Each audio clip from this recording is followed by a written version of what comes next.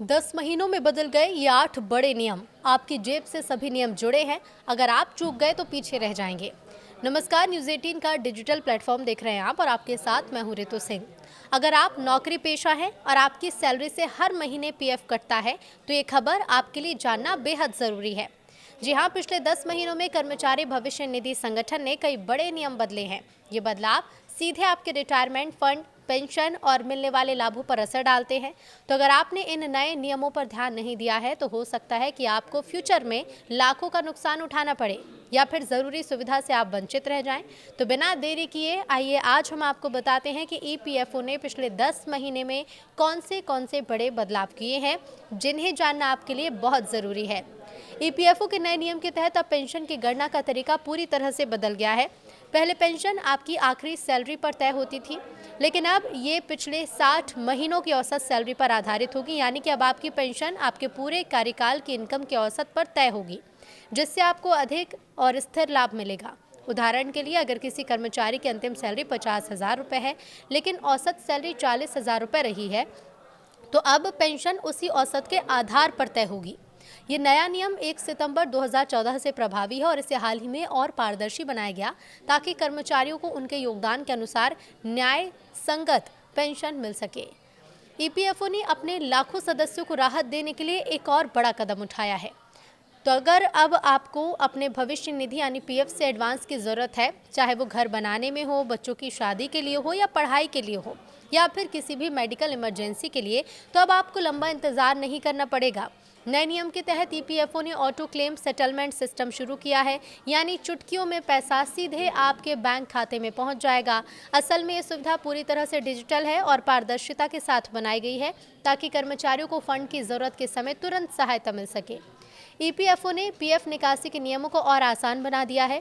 अब सदस्य कुछ खास परिस्थितियों में अपने खाते में जमा योग्य बैलेंस का 100% तक निकाल सकते हैं, जिसमें कर्मचारी और नियोक्ता दोनों का कंट्रीब्यूशन शामिल होगा। हालांकि खाते में कम से कम 25% राशि रिटायरमेंट के लिए ज़रूरी रूप से बनी रहेगी ताकि उस पर ब्याज मिलता रहे। ईपीएफओ ने कर्मचारियों को बड़ी राहत देते हुए पेंशन की अधिकतम सीमा को 7,500 रुपये से बढ़ाकर 15,000 रुपये तक प्रतिमाह कर दिया है किया जा सकता है। और अगर ये फैसला होता है तो इससे ज़्यादा सैलरी वाले कर्मचारियों को रिटायरमेंट के बाद दोगुनी पेंशन मिल सकेगी। बढ़ती महंगाई के दौर में एक कदम कर्मचारियों के लिए आर्थिक सुरक्षा की दिशा में अहम साबित हो सकता है।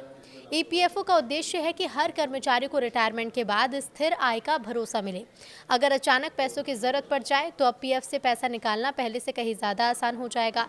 ईपीएफओ ने अब ऑनलाइन क्लेम प्रक्रिया को इतना आसान बना दिया है कि आप कुछ ही मिनटों में अपने पीएफ अकाउंट से एडवांस राशि एटीएम से निकाल सकते हैं। इसके लिए बस आपका यूएएन एक्टिव, केवाईसी पूरी और बैंक अकाउंट लिंक होना ज़रूरी है। पीएफ से पैसा जनवरी से निकाल सकेंगे।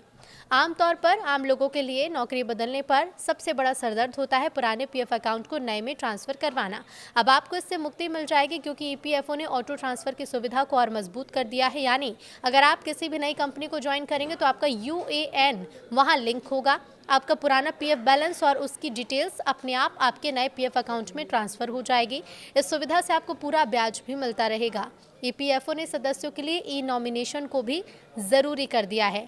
तो अब पीएफ खाता धारक को अपने परिवार के सदस्य को नॉमिनी बनाना ज़रूरी है। तो अगर सदस्य की मृत्यु हो जाती है तो नॉमिनी को पीएफ और पेंशन का पैसा आसानी से मिल जाता है। ये परिवार की फाइनेंशियल सेफ्टी तय करता है और फंड क्लेम करने की प्रक्रिया को और आसान बनाता है।